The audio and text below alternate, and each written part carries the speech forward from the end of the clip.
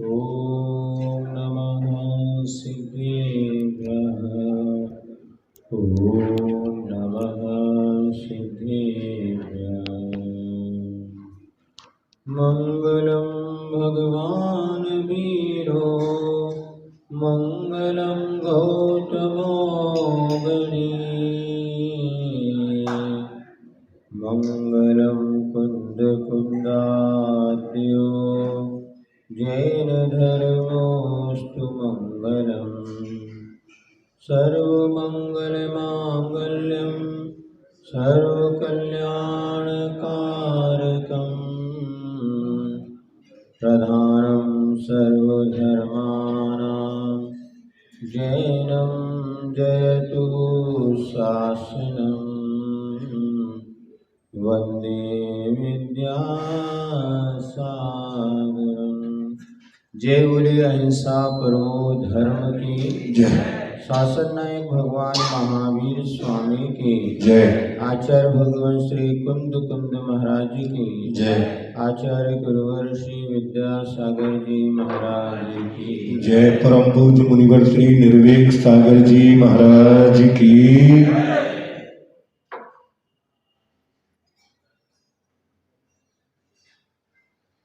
आचार्य श्री ने बहुत सारे हाइकू छंद लिखे हैं। हाइकू एक छंद है जिसके माध्यम से तत्व का बोध कराने का उन्होंने प्रयास किया है। 5, 7 और 5 अक्षर की ये कविता है। पहली पंक्ति में 5 अक्षर हुआ करते हैं, दूसरे में 7 और तीसरे में फिर 5। 3 ही पंक्तियां इसमें हुआ करती हैं। अपना मन, कितने अक्षर हो गए? अपना मन अपने विषय में 7 हो गए। क्यों ना सोचता, पुनः 5 हो गए। अपना मन अपने विषय में क्यों ना सोचता। आज उत्तम ब्रह्मचर्य धर्म का दिन है और उत्तम ब्रह्मचर्य धर्म यही बताता है यदि वास्तविक में आप अपने जीवन को उन्नत बनाना चाहते हैं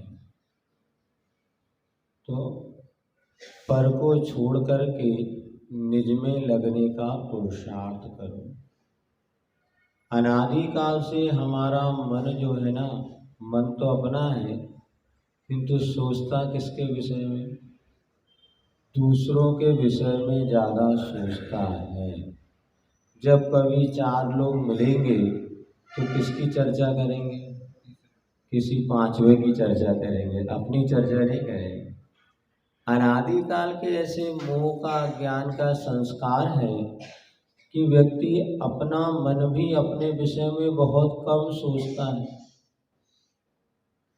तो आचार्य महाराज का इस हाइकू में यही कहना है कि अपना मन आखिर सोचो तो अपने विषय में क्यों नहीं सोच रहा? जिसके विषय में हम सोच रहे हैं शायद वो चाहता भी नहीं कि आप हमारे बारे में कुछ सोचो। किसके विषय में? बच्चों के विषय में सोच रहे हैं, रिश्तेदारों के। रहने दो पापा, हम सब करें, क्यों हमारे विषय में टेंशन ले रहे हैं आप? आजकल बच्चे पापा हम सब सोच लेंगे, आप तो अपना काम करो, हमारे ज़्यादा मत दिमाग लगाओ, हमें कैसी ज़िंदगी जीना हम जी लेंगे, आप अपने विषय में सोचो अब कैसे मरना। आप सोचो कैसे जीना आपका, हम तो जी रहे हैं, अपनी लाइफ स्टाइल से जी रहे हैं। ये तो बात है कि जैसे जैसे एक अवस्था बढ़ती चली जाती है, कर्तव्य करने का भाव मन में ज़्यादा उत्पन्न होता है। जब तक ऑफिशियल वर्कर में थे, दुकानदारी में थे, अपना काम लगे थे, तो सुबह से शाम तक दुकानदारी ऑफिस के सिवा कुछ नहीं दिखता था। आज अब रिटायर हो गए, अब दुकान की जिम्मेवारी बच्चों ने ले लिया, फ्री बैठे थे, क्या करें, चलो भाई अब दुनिया के विषय में सोचते हैं। लेकिन नहीं, यही तो हमारा अज्ञान है। सरकार ने आपको इसलिए छुट्टी दी है, अब आप अपने विषय में सोचो। उत्तमा स्वात्मचिंता स्यात् देह चिंता च मध्यमा। अधमा काम चिंता स्यात् पर चिंता धमा धमा। ये पंक्तियाँ प्रयोग रूप में कब आएंगी? ठीक है, अभी गृहस्थी का आश्रम बसाया था और सब कुछ अपने विषय में सोचना एक स्वार्थ माना जाता था, इसीलिए परिवार बसाया है तो बच्चों के विषय में भी सोचना है, समाज के विषय में भी सोचना है और इनका कैसे उद्धार हो इसके विषय में भी पुरुषार्थ करना है।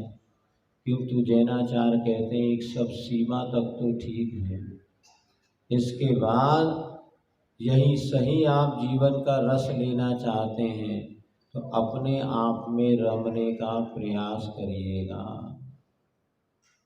एक सीमा तक तो ठीक है, लेकिन उसके बाद वो भी जब आप देख लेना, बहुत कुछ हम सोचते हैं लेकिन वैसा काम होता नहीं। हमारे सोचने और करने से अगर दुनिया बदल गई होती ना तो आज बहुत कुछ बदलाव आ जाता, किंतु नहीं होता। जगत स्वयं परिणाम, मैं जग का करता क्या काम। ये आध्यात्मिक जो मंत्र, जो सूत्र हमें जैन दर्शन में मिल रहे हैं वो दुनिया में कहीं मिलने वाले नहीं। जैनाचार्यों के द्वारा जो आध्यात्मिक सूत्र दिए गए, उन्हीं सूत्रों को लोग ले जा करके बड़े बड़े मेडिटेशन ध्यान के केंद्र खोल रहे हैं और लाखों करोड़ों रुपया कमा रहे हैं।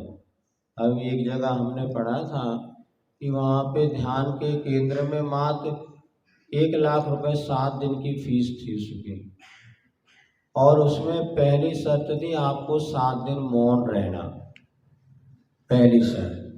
हमने कहा हम तो फुकट में करे तो कोई नहीं मान रहा हूँ मौन रहेगी। अच्छे से नहीं कहा, अल्प काल भी मौन ले चलता अंतर जल। अल्पकाल के लिए भी मौन जो है हमारे आधे आकुलता को कम कर देता है, इसलिए मौनम सर्वार्थ साधकम। जब आप लड़ाई भिड़ाई हो जाए तो अपने आप बोलना बंद कर देते हैं, लेकिन जब राग पैदा होता तो बोलना शुरू करते हैं तो बंद करने के लिए मुश्किल हो जाए।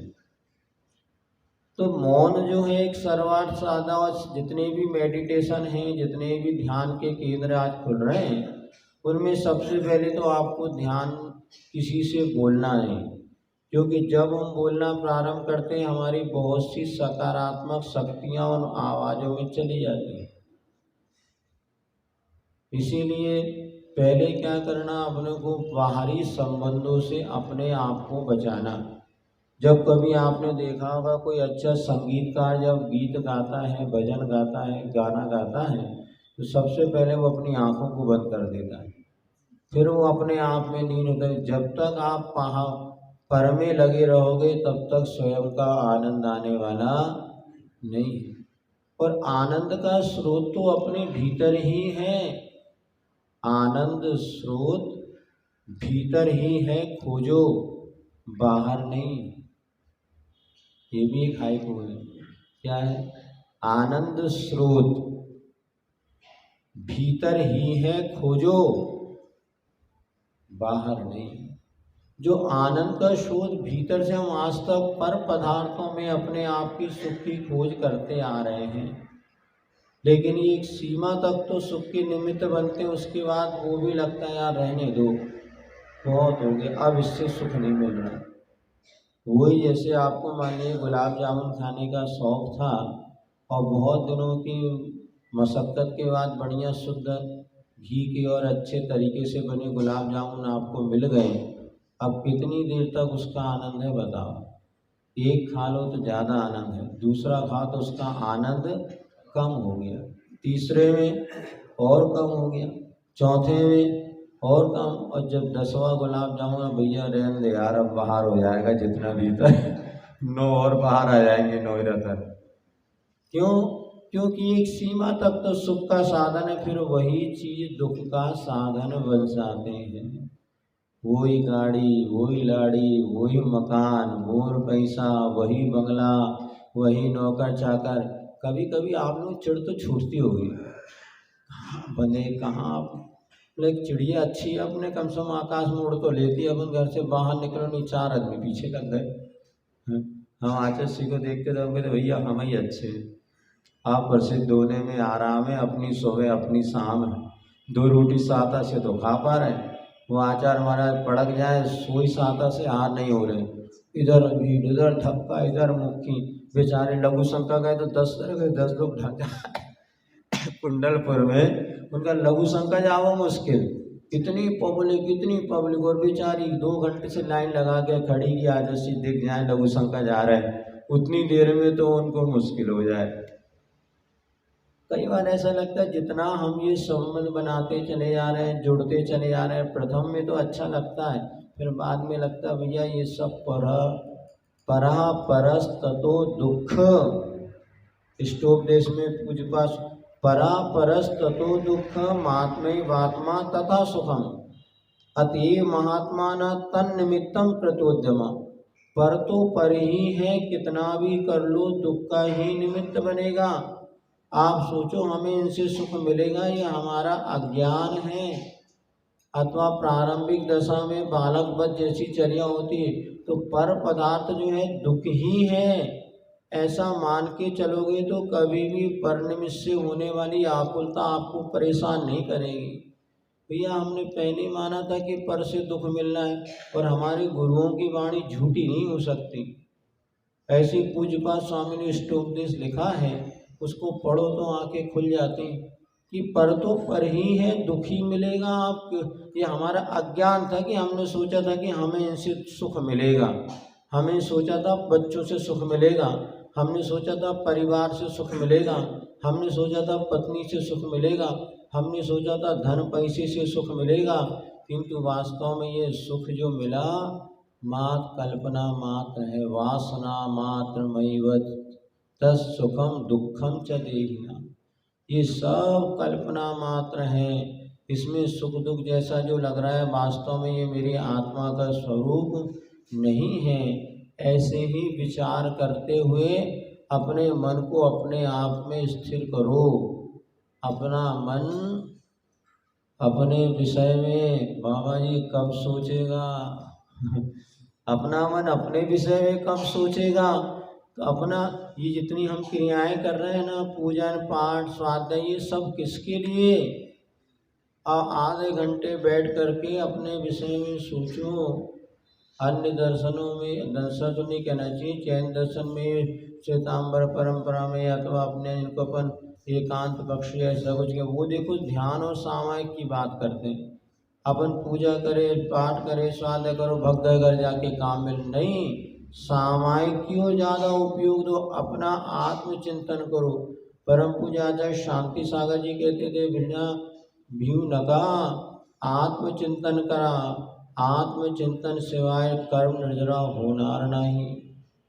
ये क्रियाओं में हमारी कर्म निर्जरा नहीं है। जब तक आत्मचिंतन नहीं करोगे, बैठो 10 मिनट विचार करो, मैं कौन हूँ, कहाँ से आया हूँ, कितने समय मुझे यहाँ रहना है, कौन मेरा साथी है, कौन अगले वक्त के साथ जाने वाला, इस सब विषय में कब विचार करेंगे बताओ।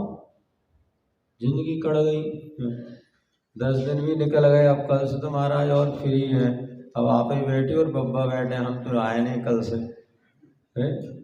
हाँ तो ये अब देखो आगामी क्या सोचो, अपने विषय में सोचो। ये सारे के सारे संयोग, सारे के सारे निमित्त जो है हमारे इसलिए शुभ निमित्त बनते हैं, अपने विषय में चिंतन कर सकें।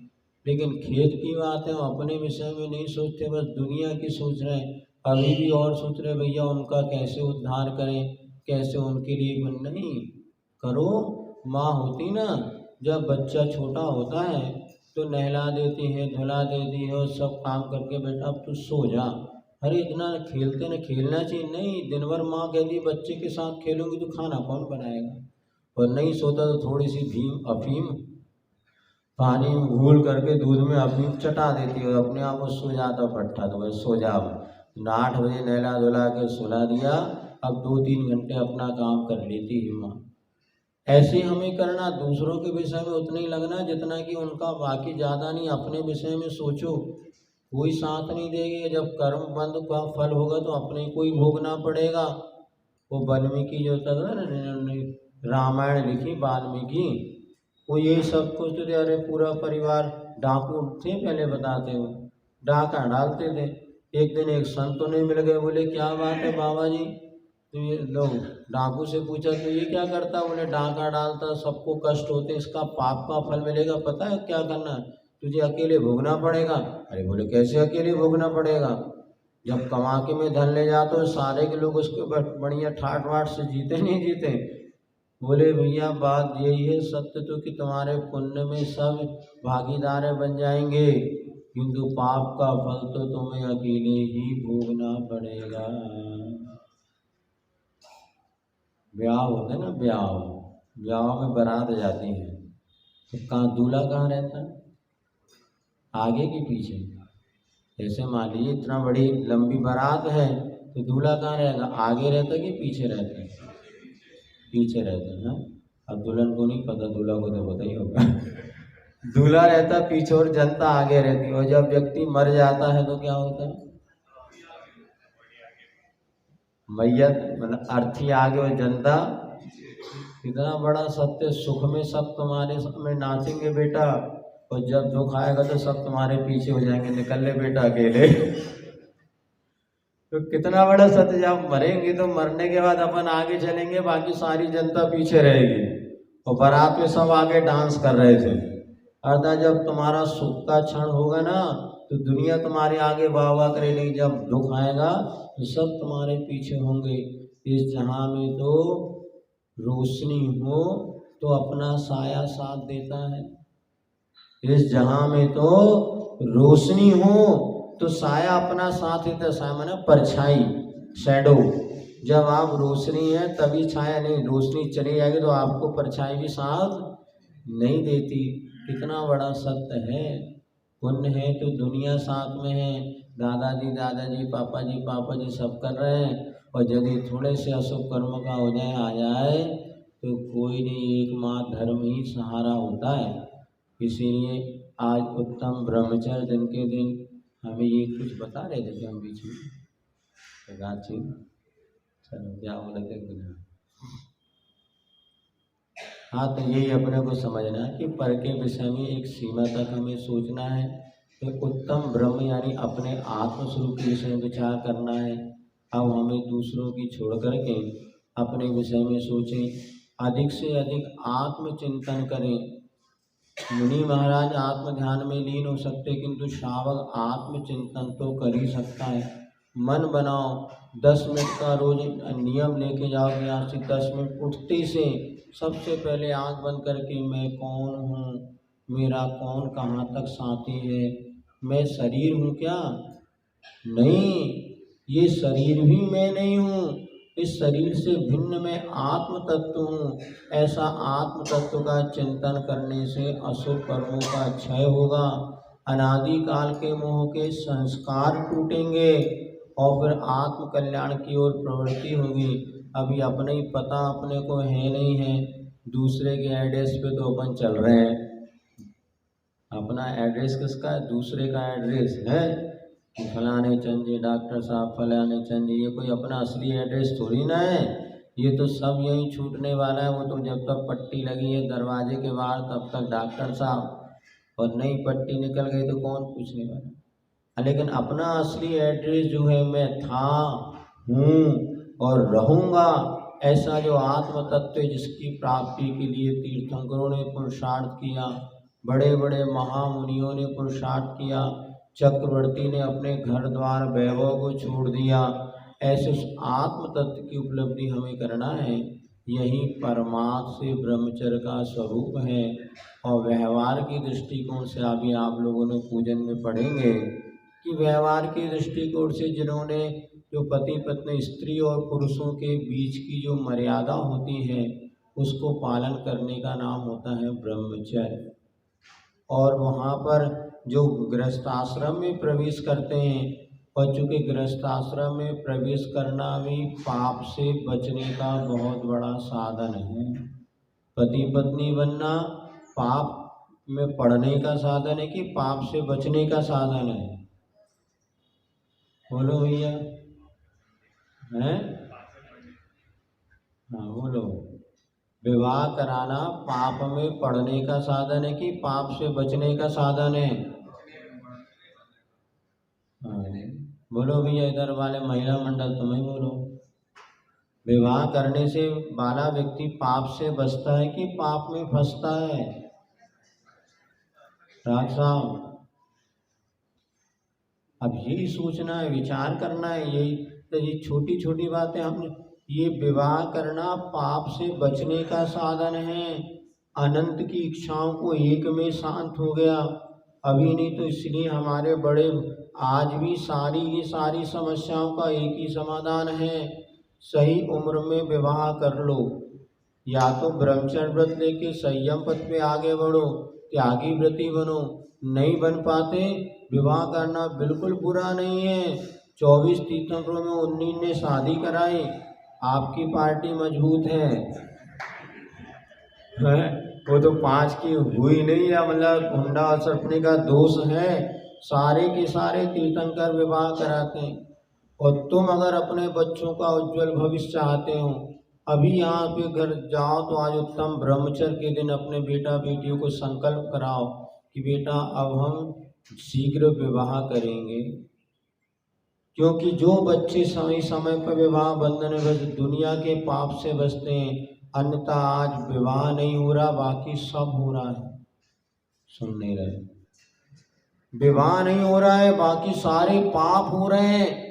ये आज समाज पर बहुत बड़ा कलंक बनता जाना है इस देश के लिए कि आज सरकार भी इसको मान्यता दे रही है। विवाह क्या जरूरी है? नहीं, अपन तो कुत्ते बिल्ली जैसे संबंध बनाते रहो और फ्री, एक तो तुम भी फ्री और हम भी फ्री, और बस 1-2 घंटे का तो काम है। नहीं, महान अपराध है, महान पाप है आज के ये कि भाई विवाह करना बिल्कुल बुरा नहीं है।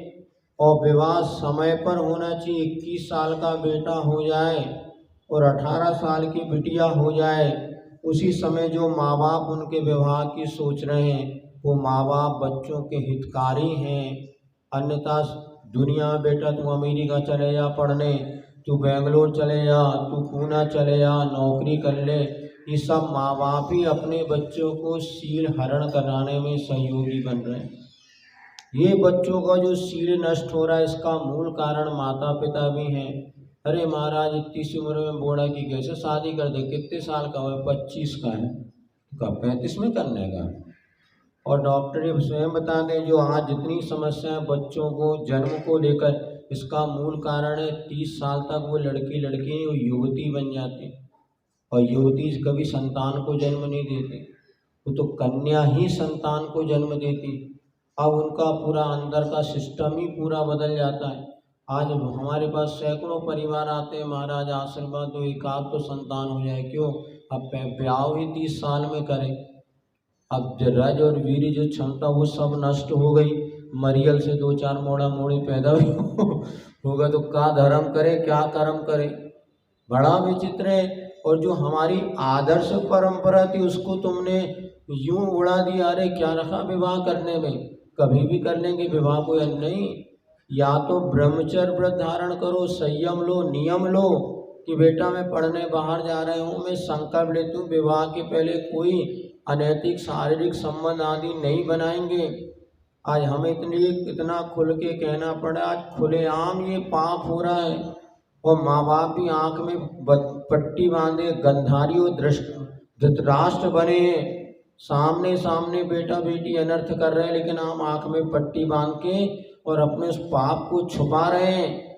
ये पाप दुनिया से छुप जाएगा, किंतु अपनी अंतरात्मा को जब कचोटता है, जो व्रती बनते हैं या विवाह करा के जो पति पत्नी, वे आदर्श परंपरा मानी जाती हैं। और बिल्कुल 21 साल के 18 की बेटियां हो जाए, बस हमें तो बेटा ना नौकरी कराना है ना पैसा कमाना है। हमारे यहाँ सबसे ज़्यादा निम्न यदि कोई उपार्जन बताए, बेटी के द्वारा कमाए हुए धन का उपयोग करना सबसे बड़ा पाप है। अपने द्वारा कमाए हुए धन का उपयोग करना उत्तम है। ससुराल से मिले धर्म का नहीं, पिता से मिले धन का उपयोग करना मध्यम है। सुन रहे सब लोग? नहीं सुन रहे? आओ तो बोलो। अपना कमाया हुआ धन का उपयोग करना उत्तम है, पिता से मिले धन का उपयोग करना मध्यम है, ससुर से मिले धन का उपयोग करना जघन्य है, और महिलाओं के द्वारा कमाया हुआ धन का उपयोग करना जघन्य से जघन्य है। ऐसा नीति कहते हैं, नीति का। इसलिए कभी भी महिलाओं और बहनों के द्वारा कभी धन को घर में मत घुसने दो।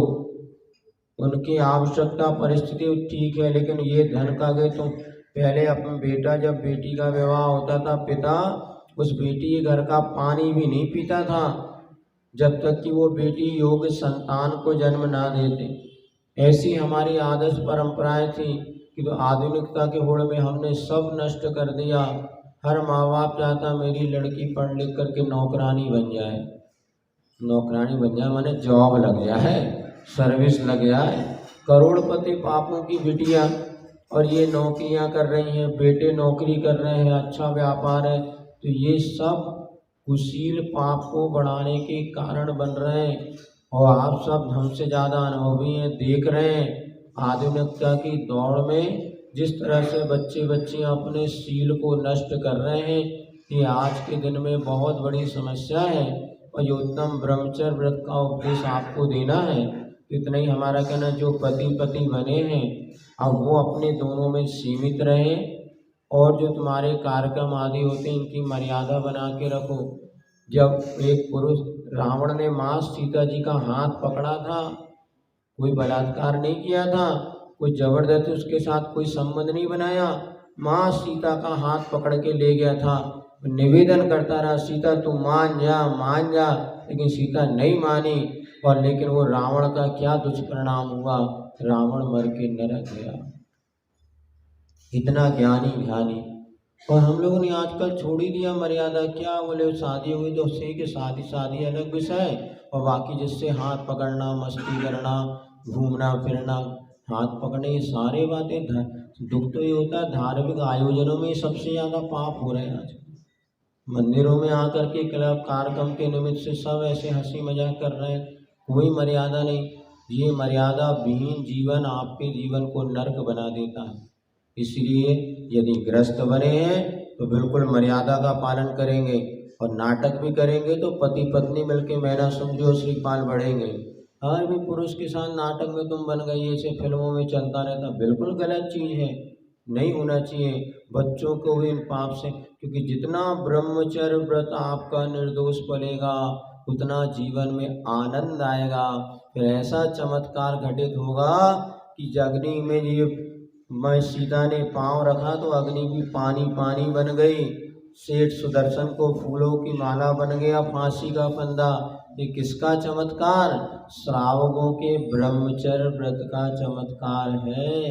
इसीलिए आज उत्तम ब्रह्मचर्य व्रत के दिन जितने ग्रस्त यहाँ बैठे तो सब सीनियर सिटीजन हैं ज़्यादातर, फिर भी नियम ले लो कि आज के बाद कभी भी हम इस प्रकार से अतिचार नहीं लगाएंगे। अनाचार तो नहीं है, अतिचार भी हमारे व्रतों में ना लगे।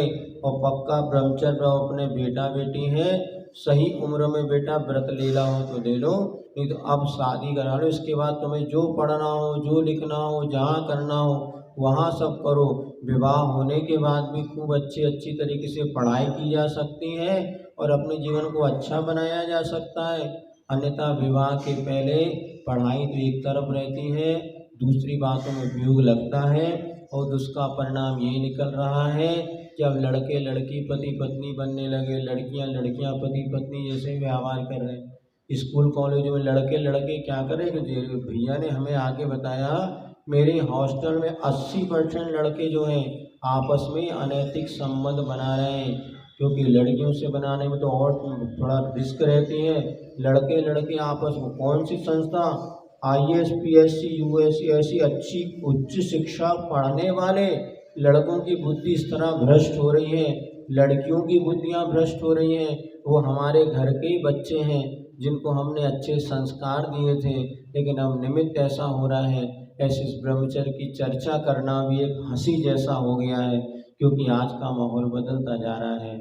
ऐसे समय में आप सब अपने जीवन को सुरक्षित बनाते हुए उत्तम ब्रह्मचर्य में अपने जीवन को बनाएं। इसी मंगल भावना के साथ बोले भगवान महावीर स्वामी की। आज थोड़ा प्रवचन लंबा हो गया क्योंकि अंतिम दिन था और विषय भी थोड़ा कड़क था, उसको समझाना भी बहुत जरूरी था। बोले भगवान महावीर स्वामी की। जवानी के ज्ञान ते सूझे लोकालो, सुवाणी मस्तक नमो सदा दे तुम दो। हे जिनवाणी भारती तो जपो दिन रे, जो तेरी सरना गए सो पावे सुख चैन। देव भजो अरहंत गो, गुरु से हो निर्गन। दया धर्म पालो सदा, यही मोक्ष का पंथ।